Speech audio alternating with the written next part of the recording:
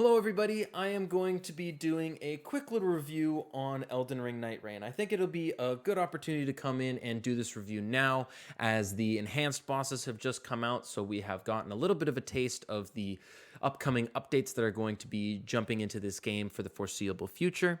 I do have a lot of hopes for this game. I really do like it. I had an opportunity to jump in and play the technical test a few months ago, and I really enjoyed it. And with the full release of the game and the newer things that came into it that weren't in the technical test, have left me wanting more from this game. With that being said, I love this game. I think it's a lot of fun. I think if you're a Fromsoft enjoyer, you're probably going to enjoy this game, but it is a little bit more fast-paced than what some of us might be used to. With that being said, though, I do think that it has a lot of good things going for it. Some that have left more for desired, and some that I think are pretty bad. For the most part, this will be a general cut from the hip review. I do have some notes above me that I will be talking over throughout this video. But for starters, we are going to be talking about the gameplay. Now, your general gameplay loop is going to be kind of like a roguelike boss rush. It's going to have obviously the same feel as a FromSoft game. However, it's going to be much more faster pace.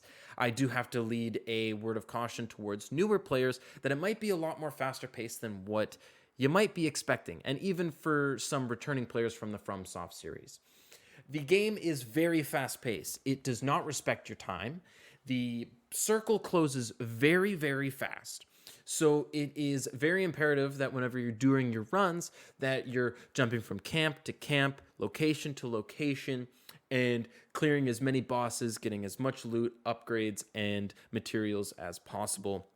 So then that way you can go into these bosses much more leveled than what you would normally be. I do remember when I first started this game, I had a couple of friends who were playing this for the first time. Obviously, I had the technical test under my belt, so I kind of had a general idea for what the game was. And let's just say that my friends were screaming at me for going so fast because they just couldn't keep up. They wanted to compartmentalize in their heads about what kind of builds they wanted to make, what weapons they wanted to grab, how they were going to level up, without even realizing that the storm was over their heads and that they were going to die.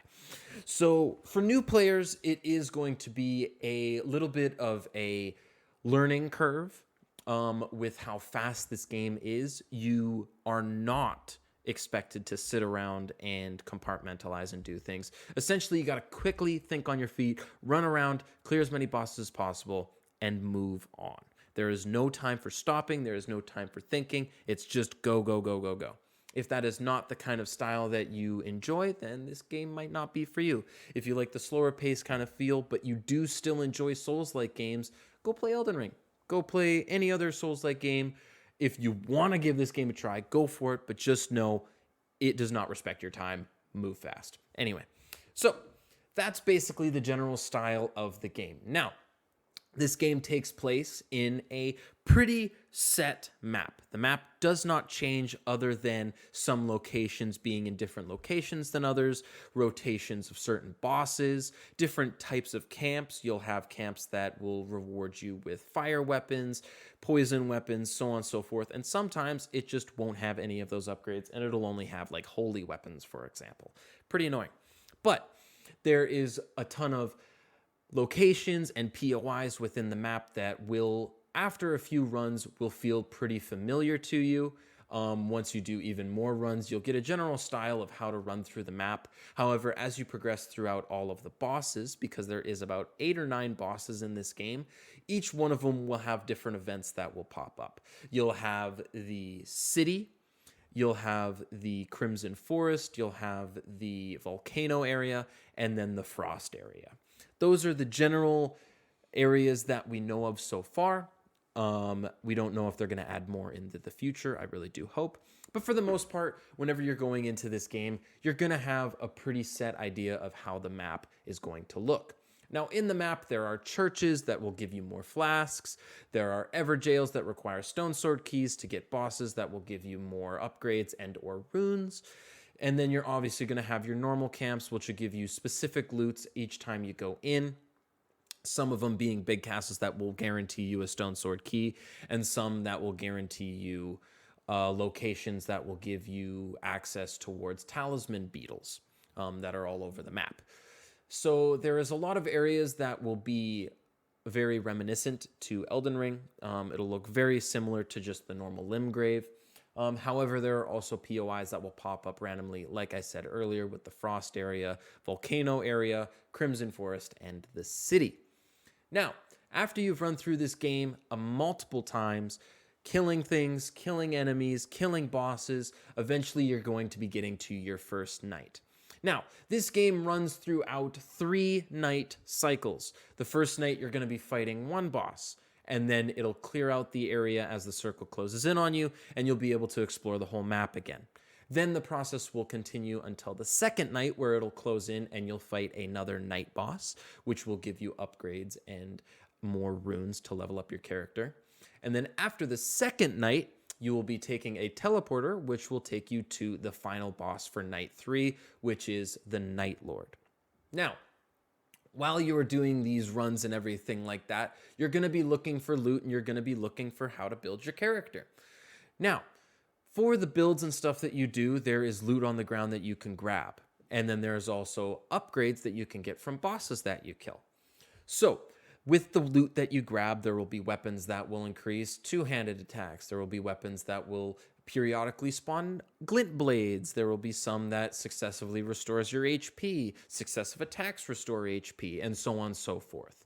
A lot of the weapons that you pick up will have pretty general upgrades, nothing that is super groundbreaking. Some will even give you walking abilities, where when you walk, you'll have Frenzied Flame drop on your head, or Glint Blade rain on your head, or whatever like that. But for the most part, the upgrades are pretty manageable. More attack damage from range with projectiles, more damage with two-handed weapons, more damage with successive attacks, that kind of thing. Nothing groundbreaking, nothing crazy, but some of them will help you out in the long run. A lot of them will obviously have different effectiveness on them. Like, for example, you'll have poison, you'll have fire, you'll have holy, you'll have lightning, and magic, and so on. Now, there are 4 rarities in this game. There is going to be the common gray weapons that you can find typically at the beginning of the game, and the thing that you spawn with.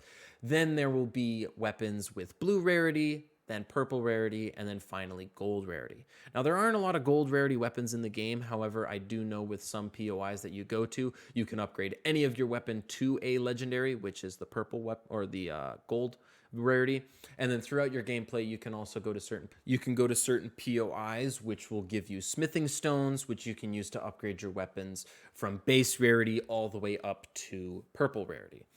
But for the most part, your weapons are going to be pretty similar to all of the Elden Ring weapons that you have. Some of them will have different upgrades, and some will have different Ash of Wars than you would be normally used to. However, for the most part, it is pretty familiar to what you have been using.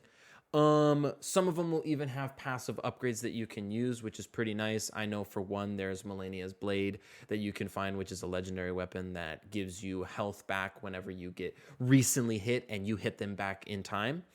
And then some of them have passive effects, where as long as it's in your inventory, you have it. And some of them, you have to have the weapon equipped in your hotbar to get the effect. Now, quick tip for players.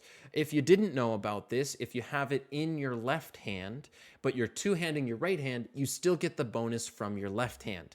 If you didn't know that, there you go. If you did, well, congratulations, you're smart.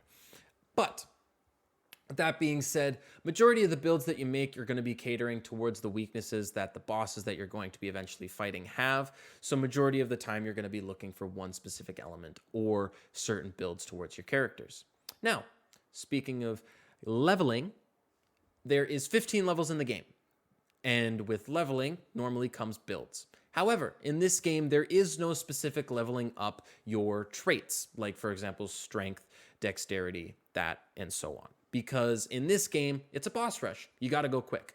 So the only way that you can level up is by going to graces that you can find all over the place, even after killing bosses, and just quickly leveling up. And the max level is 15. That's all there is to leveling. Now, when you're playing this game, you're going to be playing with characters.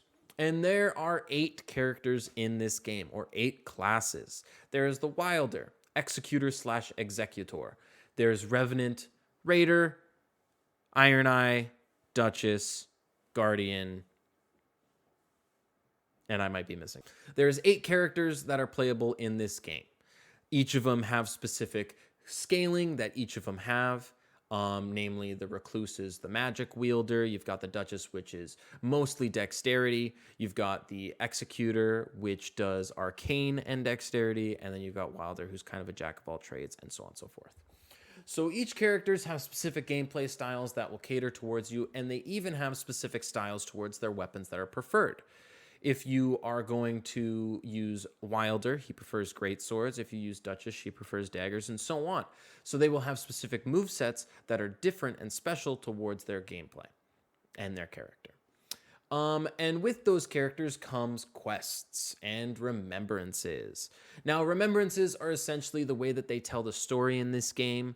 You go into the Round Table Hold, which is your hub area that you go in between matches.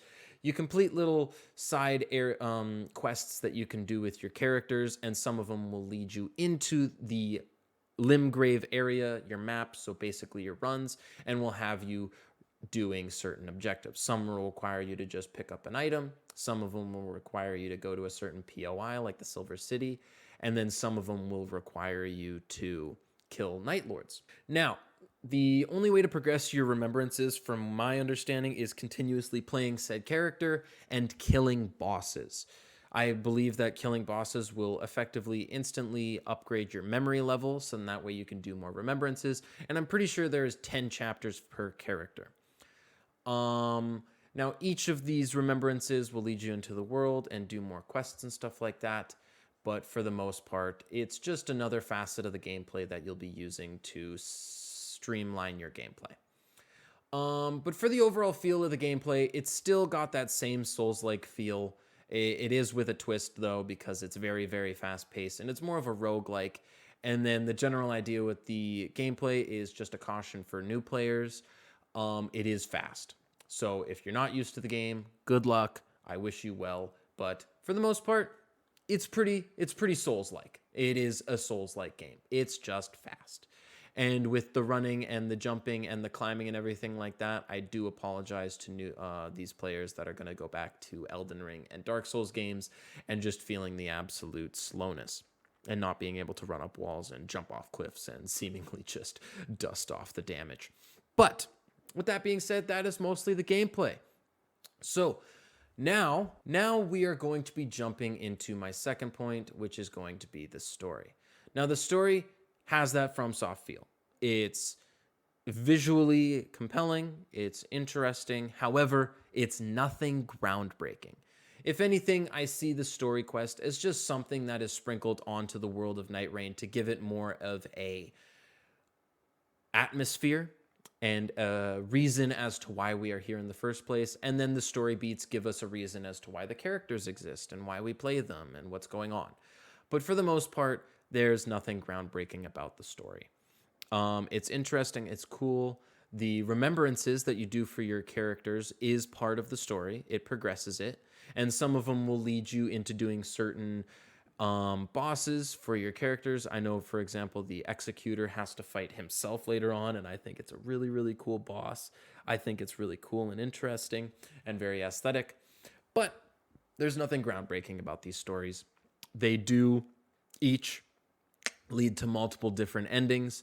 If you just speedrun and kill the Knight aspect, which is the final boss, you're going to get a general ending. And then if you kill, or if you do more remembrance quests, you're going to get certain endings for your certain characters. It's nothing crazy. It's nothing groundbreaking, but it is fun and it services the world pretty nicely. Now, I do have a gripe with the story, and mainly it's with the remembrances and just the questing style that it provides. Now, if you guys are players of Nightreign, you know exactly what I'm talking about. And if you don't, well, the issue with the remembrances is that it's very dependent on the quest step that you're on. Now, the matchmaking for remembrances is entirely dependent on the step that you are on in your questing. So let's say, for example, you're Wilder and you're on quest 8. You're not going to be getting anybody in your game that is on step 1. That being said, everyone who has started this game from launch is going to be progressing at a specific rate. And if you haven't been playing from launch, most people are going to be on higher remembrance quests from you, which means that if you have neglected a character for a very long time and you jump on that character and try to start a questing from the very beginning, you're not really going to find any matchmaking. Now, I have heard rumors and I have heard things that they are going to be working on this to maybe fix it. However, with some of the quests involving you to going to certain POIs, which involves going to later bosses, it's going to be very hard for you to be jumping into games with people of different questing than you. So for the most part, if you're starting at chapter 1, you're going to be only getting with chapter 1 people. However, nobody's on chapter 1 anymore, so good luck finding games. I hope it gets fixed. I don't know if it has. However, that is an issue. But for the most part, story is interesting. So now we're going to be jumping into my very last point, and it's the main focal point of this game, and it's the bosses and the Night Lords that come with it at the end of the runs. Now, with the bosses, you have a good general selection of many bosses. Each POI that you go to has specific bosses that you can fight, and throughout the runs that you do, there is a rotation of said bosses, so you're not always fighting the same things. However, as you continue to play your games and everything like that, you're going to be running across the same bosses a lot. And when you get nuanced with how certain runs go and you know which POIs are best to go for, you're going to be fighting a lot of the bosses that you fought before. Now, for the boss selection, we do have a multitude of bosses from Elden Ring. We have a few bosses from Dark Souls 1, Dark Souls 2, and Dark Souls 3. However, there is more Elden Ring bosses than there are Dark Souls bosses. There is only a couple from what I have gathered from Dark Souls 1, 2, and 3. Namely, the Dancer of Boreal Valley, there's the Nameless King. I know that there's Centipede Demon, there's Queen Freya, the big spider bitch from Dark Souls 2, and then there's Furnace Knight or Smelter Knight from Dark Souls 2. But there's only a few of them. It's mainly Elden Ring bosses. So if you're expecting a wide slew of bosses from other games, you're going to be a little bit disappointed. It's mostly Elden Ring bosses. There are bosses that will invade you as well while you're going out throughout your gameplay, which is, in a sense, pretty fun and pretty interesting, but sometimes you'll be in the middle of fighting one boss, and then Fel Omen will just pop up and be like, "Foul tarnished," and then try to smack your ass. And it's not fun, because you're fighting two bosses now. But for the most part, as you're running through your runs, each Night Lord will have pretty much a set sequence of bosses. There will only be like a rotation of like 2 to 3 bosses per run. So if you start fighting, for example, Freya for your first boss, you know for a fact you're going to be fighting a specific boss in your second night. But for the most part, the boss selection is pretty cool. I like it, but I wish that there was more. But that leads us to the Night Lords of the game. Now, the Night Lords, I think, are some of the most aesthetically pleasing bosses that we have had in Fromsoft games. There are some that are really, really cool, and some that are kind of stupid. However, I am talking in an aesthetic sense. If we are going to be talking about the gameplay sense, some of the Night Lords, namely a few, I know which one I'm talking about. You know which one I'm talking about. But there are a few bosses that are absolutely stupid and some of the worst in the series. The design philosophy in this game is obviously to cater towards 3 players. However, with the issue of that, it leads to bosses randomly teleporting across the boss arena before you can even get to them. And it's a lot of cat and mouse kind of gameplay where you're trying to chase down the boss, but the boss just does not stay in one place. I can name a few, being Augur, who just floats in the air. If you don't have an Iron Eye, good luck killing the boss. There's Gaping Jaw, who's just constantly running around. There's the Dragon, who's constantly flying. But I feel like if you fought dragons before, it's not super hard to keep track of that dragon, but there is a lot of instances where you are running a lot of the time rather than fighting the bosses. And that's not to say that the bosses are at fault. I mean, I doubt that there's going to be a good balance between having 3 players in a boss fight, because it's going to be snapping between all 3 players. And I do know for some Iron Eye players where you're just super far away from the boss, you're hitting the boss from afar, and then next thing you know, completely aggro's on you, teleports on you, and absolutely smacks your ass without you realizing it. Um, but if you have noticed, I've mentioned Iron Eye a lot. And one of my main issues with the Night Lords in this game is because they don't stay in one spot and they're always all over the place, it is very hard for melee characters to fight said bosses. Namely Augur, which I have mentioned before. If you are trying to fight that boss with a melee character, good luck, because you're not going to be able to hit that boss worth shit. You're never going to be able to hit the boss. You need an Iron Eye in your team. And that goes the same with a lot of Night Lords. They're very cool, and some of them are pretty fun bosses to fight. Ned Aspect is probably one of my favorite bosses to fight. I really do like the dragon boss fight. Libra is pretty fun and interesting, but he is pretty crazy. But for the most part, a lot of the bosses are all over the place, and the only way to hit them is with ranged attacks. So you're kind of sucked into running only one boss or one character per boss, and it's Iron Eye. If you're not running an Iron Eye, you're shooting yourself in the foot, especially for some. But with that being said, I do think that the Night Lords are, for the most part, pretty interesting and pretty fun. There is enhanced versions of the Night Lords coming out. Currently, Gaping Jaw is the one that is currently released, and I will say this, fuck that boss. It's annoying as shit and falls into the issue of you need a ranged character to be able to do damage. We were doing runs yesterday against the newly released enhanced Gaping Jaw, and as a melee character, you're spending 90% of the boss fight running after the boss, and then he'll activate his like tornado move and you'll just instantly get killed because it expects you to hit the boss and then run away from the boss before the tornado activates, so you can use a leaping gust of wind to jump into the hurricane without dying instantly. But it's a very annoying boss because the boss is running all over the place, has insta-kill AoE attacks, and requires you to have eyes on the back of your cock. It's pretty annoying, but I don't know if other people are having issues with the boss or not, but it is pretty crazy. I mean, it is an enhanced boss, so it makes sense that it should be hard, but in some cases, I do think this is a little ridiculous. But with that being said, I do wish that there were more bosses in the game. I do hope that they add more and more bosses into the game.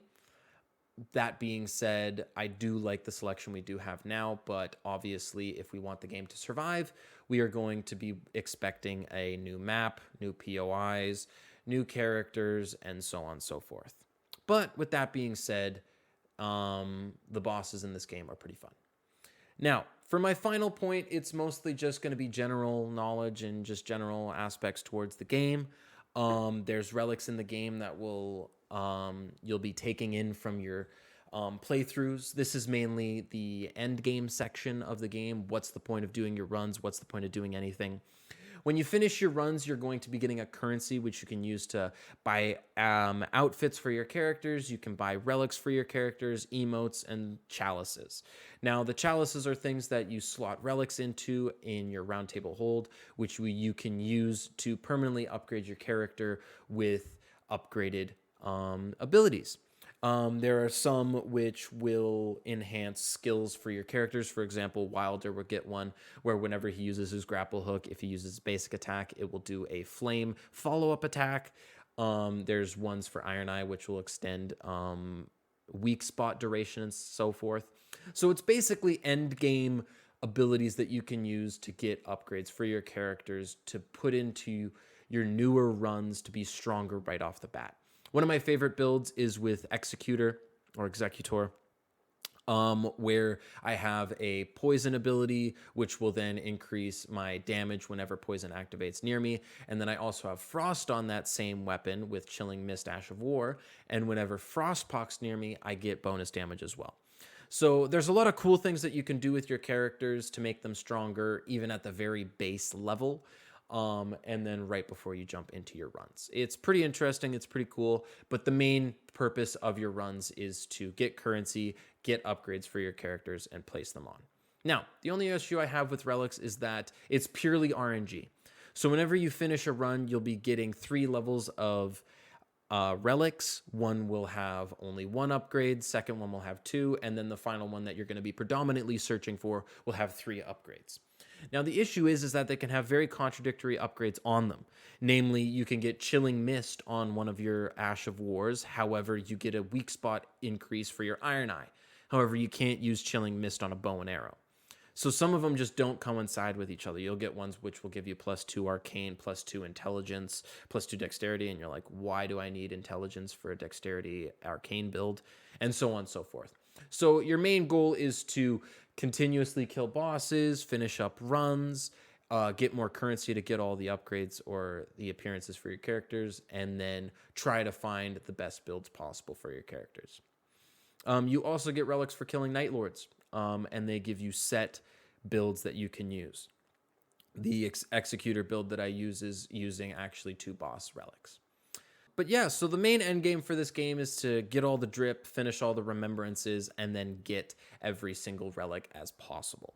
And then, of course, with the enhanced mode coming out, you're going to want to clear the enhanced mode. But yeah, so that's pretty much it for the review. There's not much else you can really talk about the game. I've pretty much covered over everything that you should be aware of when going into this game. Now for the review. Do I think it's a good game? Yes. I think it's a fun game. It's very palatable. And if you like Fromsoft games, I would highly recommend this game. However, if you're not used to the high, fast-paced, high-octane gameplay, I don't think that this might be the game for you. And then as for new players, I do have to caution them that there is a bit of a learning curve. There is no time to be slow. You have to go fast. With that being said, the game is a Fromsoft game. It is a Souls-like game through and through with a little bit of a tweak to the gameplay, that being the surge sprint and the be able to climb up walls, as well as skills and ultimates for your characters. Some people have had gripes with that before the game released. Now everyone's praising it. How dare you go back on your word? I thought this game was cool right from the get-go. I'm cooler than you. I'm kidding. But anyway, the game is pretty fun. It has some interesting mechanics that are specific to this game that are really, really cool. The only gripe I have is that I wish that there was more bosses, new areas, and more POIs, and I really do hope that they add more into the future. However, I do think that this game has some things that need to be worked on and things that need to be fixed and replaced and or just tweaked. But for the most part, I do think it is a very fun experience. This is a pretty long review. I'm probably going to cut it down a little bit. But I do hope that you guys did enjoy the review. If you guys want a number score, I'm going to give this game a 8 out of 10, mostly towards the bias of me liking Fromsoft games. And if you like Fromsoft games, you're going to like it. If not, it's a pretty niche game, but I can't give it any lower than an 8. So I want to thank you guys for coming by and watching the review and video. It is a newer kind of style video that I have done. If you guys did enjoy it and you want to hear more from me from other games, then perhaps leave a like, comment, and subscribe. If you are new, click that bell notification to be updated whenever I do go live and or post a video. I do stream live on YouTube and Twitch, so if you want to give my Twitch a follow, check out the bottom of my description. There is a link to my Twitch there. I do stream most days if I can, so if you guys do want to check out my streams, by all means do so. But I want to thank you guys for coming by and watching. If you did enjoy, please be sure to like, comment, and subscribe. Give me a smooch on the forehead, and I will thank you guys for watching the video. So, as always, I'll see you guys next time, and adios.